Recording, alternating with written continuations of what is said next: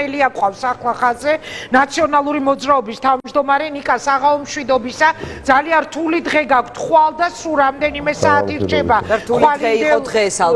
ხვალინდელ არჩევნებამდე და ძალიან მძიმე დღე გქონდა დღეს პრეზიდენტის განცხადება ალბათ მოისმინეთ როგორ თქვა დიანა არა და არასდროს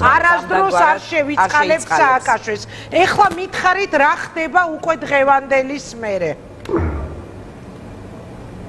დიახ მოგესალმებით მადლობა ჩართვისთვის არ მომისმენია სიმართლე გითხრათ ვერ მოусმინე ხვალინდელი დღე და მისი მიზნები და ამოცანები არ შეცვლა მეტიც ვფიქრობ რომ უფრო დაუახლოვდით ძალიან დიდი ნაწილი ქართული საზოგადოებისა სამოყვარ მიზანს და ეს მიზანი რაში მდგომარეობს ცვლილებები რომლის დაუკვირვებელი სურვილი არსებობს მართლაც არა იმიტომ რომ მე ასე მინდა დავინახო პროცესები განწყობები ქვეყანაში არა უბრალოდ ადამიანთა ძალიან დიდ ნაწილს სურს ქვეყანა შეიცვალოს უკეთესობისკენ რა არის ამისათვის საჭირო ამისათვის საჭირო არის ხვალ დილის 8 საათიდან საღამოს 8 საათამდე მაღალი აქტიურობა ამორჩევლებისა და მე არ მოუწოდებდი პირდაპირ გეუბნებით გულახდილად არ მოუწოდებ რომ ხმა მე მომცეთ როგორც მერობის კანდიდატს ხმა მიცედნენ ნაციონალურ მოძრაობას არა ამისი დრო ახლა არ არის ნამდვილად ამორჩევლებმა თავად იცის რა უნდა გააკეთოს უბრალოდ ყველანი ერთად უნდა მივიდეთ საარჩევნო ურნებთან და ხმა მივცეთ ოპოზიციას არსებობს არაჩვეულებრივი დიდი ფართო სპექტრი ოპოზიციური პარტიებისა არსებობს ფართო ასორტიმენტი პარტიების შესახით და ნებისმიერს გარდა 51-ისა და ამით ვიხსნათ ქართული საზოგადოება ოლიგარქიული მართლობის კლანჭებიდან და ეს ასეც მოხდება და თუ კი დავაკვირდებით ქართულ ოცნებას და მათი საქმიანობის სპეციფიკას ისინი ყველაზე დიდ შეცდომას და სავალალო შეცდომასაც მათი ინტერესებისთვის ხო რომელიც არ ემსახურება ქვეყნის განვითარებას უშვებენ მაშინ როდესაც მათ უპირისპირდება თავდადებული ნაბიჯები და ქმედებები ამა თუ იმ ადამიანის მხრიდან და დღევანდელი დღეც მე ვფიქრობ არის ის დღე როდესაც ქართული ოცნება აუცილებლად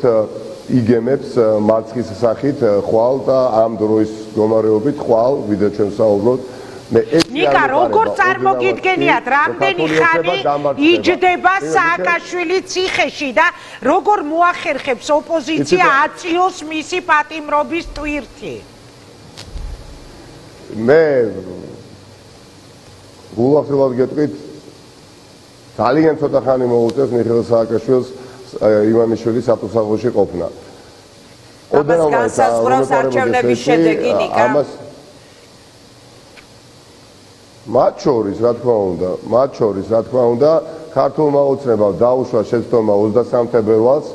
რამაც მოდით ეხა არა იმიტომ თუ მთელ მე არ ჩემთავს არ დავა მთელი ოპოზიციური პარტიების და ძალისხმევით მას შემდეგ გახდა ხო შესაძლებელი დაწყება საუბრის საერთაშორისო პარტნიორების მხრიდან რომ ქვეყანაში არის პოლიტიკური კრიზისი მანამდე გავიხსენოთ რაც საუბრობდა ქართული ოცნება და სამწუხაროდ აყოლილი იყო ჩვენი ბევრი მეგობარი და ერთ-ერთი მოთხოვნა ოპოზიციის მიმართ რაც კი არსებობდა იყო პარლამენტში შესვლა და არანაირი კითხვის ნიშანი არ ისმეოდა ქართული ოცნების მიმართ და იქამდე მივედით რომ ხვალ გვაქვს რეფერენდუმი ხო და დღევანდელი მიხეილ სააკაშვილის დაკავებით ქართული ოცნება ხვალ გაიფორმებს მარცხს აი ამაში ღრმად ვარ უბრალოდ და მტკიცედ ვარ დარწმუნებული ნიკა თქვენ იცოდით რომ 4 დღის განმავლობაში მიხეილ სააკაშვილი იყო საქართველოში ეკა ხერხეულიძემ თქვა ეს წეღან პირდაპირ ეთერში იცოდით მისი გადაადგილების მარშრუტი მე ვიცოდი გუშინდელი საღამოს შემდეგ რომ მიხეილ სააკაშვილი იყო საქართველოში დიახ გუშინ გვიან საღამოს კონდათ მასთან კონტაქტი იყო ცნობილი შუამავლის მეშვეობით დიახ რა თქმა უნდა მქონდა გუშინაც და დღესაც და დაკავების დეტალები არის ძალიან საინტერესო აი თქვენ როგორ გაიგეთ რომ სააკაშვილი დააკავეს ბრიფინგი და თუ შეგატყობინათ მან ასევე შუამავლის მეშვეობით ეს ძალიან საინტერესო დეტალებია ნიკა სანამ საჯაროდ გაცხადდებოდა რომ მიხეილ სააკაშვილი დააკავეს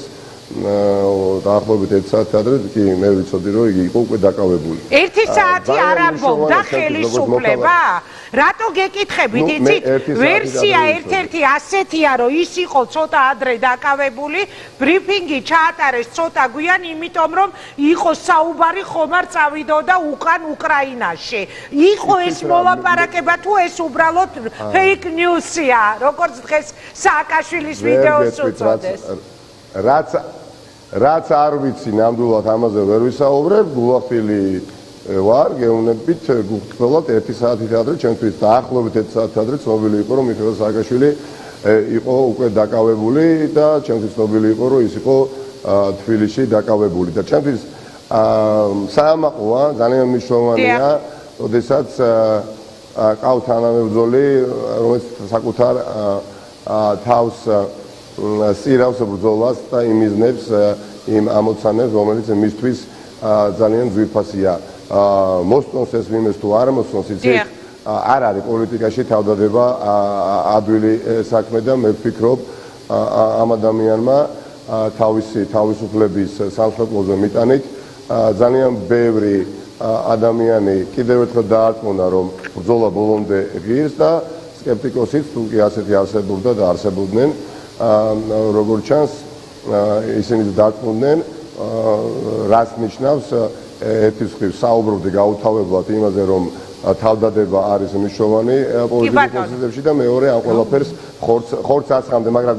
რას მინდა ეცეთ ხაზი გავუსვა? აი დღეს მთელი დღის განმავლობაში ძვირფას საზოგადოებას მინდა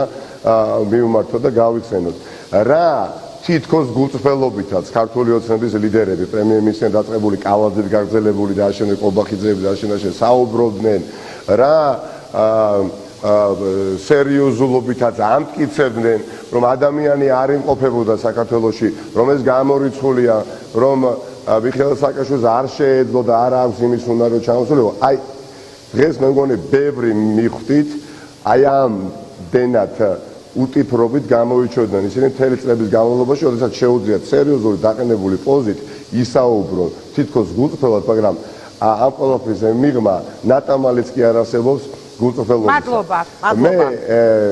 ჯერა რომ მიხეილ სააკაშვილის და არა მხოლოდ მიხეილ სააკაშვილის, ყველა ოპოზიციური პარტიის ლიდერის ხარდაჭერის ამორჩევლის ბრძოლა ბოლო წლების განმავლობაში უკვალოდ არ ჩაივლის, ამაში დარწმუნდება